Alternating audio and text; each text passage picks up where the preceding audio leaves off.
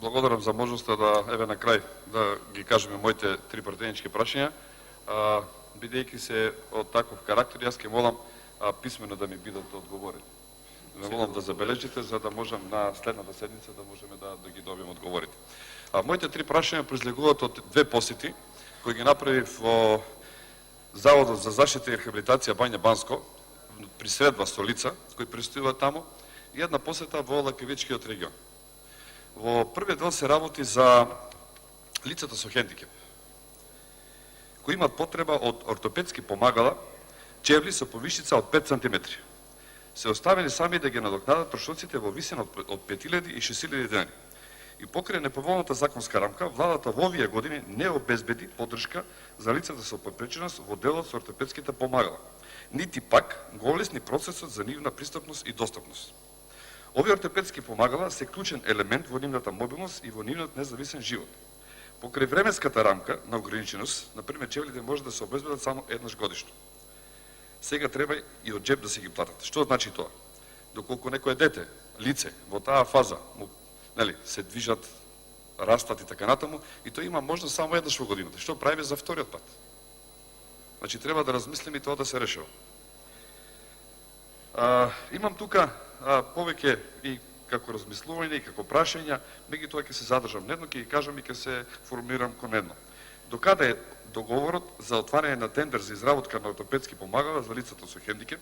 Зошто е оставено лицата со попреченост сами да си ги покриваат трошоците за ортопедски помагала и дали владата има план да им ги рефундира трошоците за овие изминати 2 години за кои што лицата со хендикеп сами си ги платили ортопедските помагала, нешто што владата требало да им го обезбеди.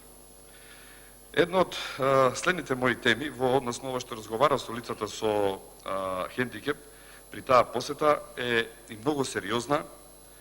Прашањето кои тие ми го поставија, процесот на деинституционализација.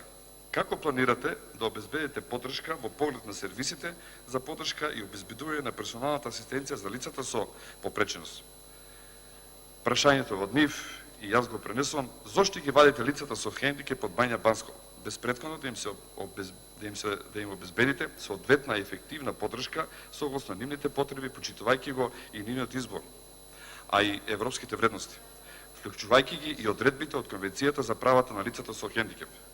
Дори и Комитетот за правата на лицата со попреченост изразува загриженост и не укажува како држава на слабиот процес на деинституционализација и акцентот кој е ставен на повторното сместување на лицата со попреченост во малите групни домови, наместо на услови за самостојно живење.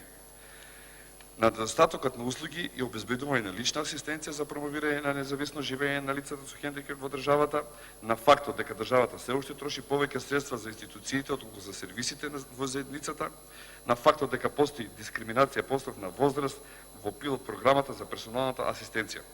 И покрај дадените препораки, вие продолживте и одлучивте да ги дислоцирате лицата без претходно да обезбедите соодветни човечки, финансиски и технички ресурси за целосна имплементација на деинституционализацијата, особено за имплементацијата на транзицијата кон услови за независно живење.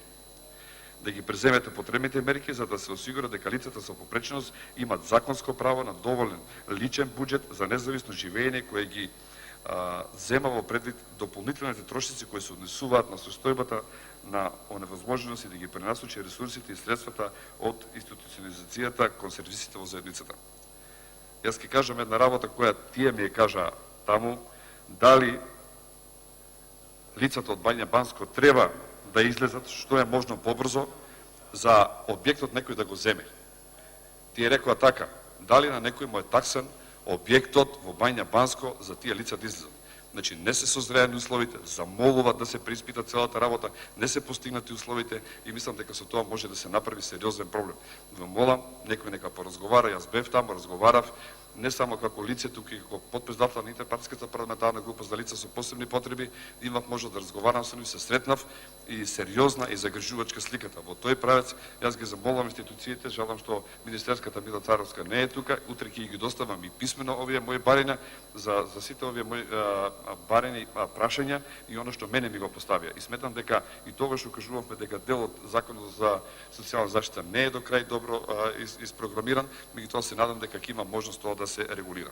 Во делот на последното моје прашање, тоа е во однос на едно невреме, една поплава од пореден дожд која се случи во Македонија. Знаете, пред неколку години имаше такви појави не само во Штипскиот регион, односно во овој случај во Лаковичкиот регион и во многу други места. Така да во тој период се направи голема штета, се направи штета на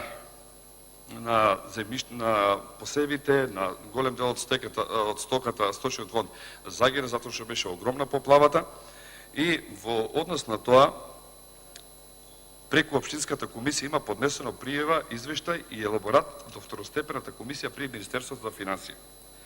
Значи, има, сега ќе кажам институциите за да може понатаму и да се одговори.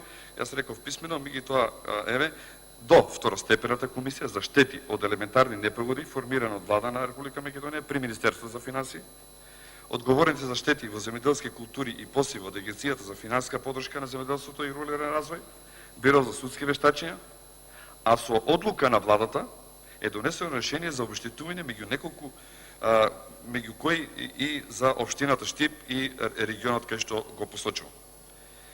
По првичниот извештај поднесен од тогашната комисија и проценките и штетите има пријавено дека 159 лица и фирми се имат пријавено дека имат штети во тој регион. Значи на физички лица, правни субјекти, институции и тоа штети во делот, како што реков, на инфраструктурата, уништени посеви, поплавени алатки и опрема, огинат сточен фонд, деградација на земјишето. Сега, по однос на тоа, до сега, по ова пријава од општината се имат обештетено само 75 лица. Од Агенцијата за финансиска поддршка има информација дека само еден дел од оштетените од општинската комисија поднесено биле обештетени. Поголемиот дел не. Односно, да резимирам, не исплатени се уште околу 83 поднесители и тоа физички лица, правни субјекти, фирми и институции. Во тој правец, прашањето е кога ќе се обештетат останатите поднесители и дали воопшто се планира да се исплатат. Претпоставувам дека има и други региони во Македонија, имаше, се сеќавате, и други непогоди, не само од поплави, од врнежи, туку да речеме од мрзнење, имаше многу студено време и голем дел и во делот на Варсаково исто така не се обештетија, така да е прашањето. Ако се обештетили половината, зошто не би можело да се обештетат другите и дали ќе се обештетат? Така да јас се ви благодарам за можност да ги кажам моите три прашања и се надам дека до следната седница на седмицата за пратенички прашања ќе ги добием одговорите и се надам многу позитивно. Благодарам. Благодарам. Само секунд, колега Димков, ако може да ги прецизираме. Значи, поставивте две пратенички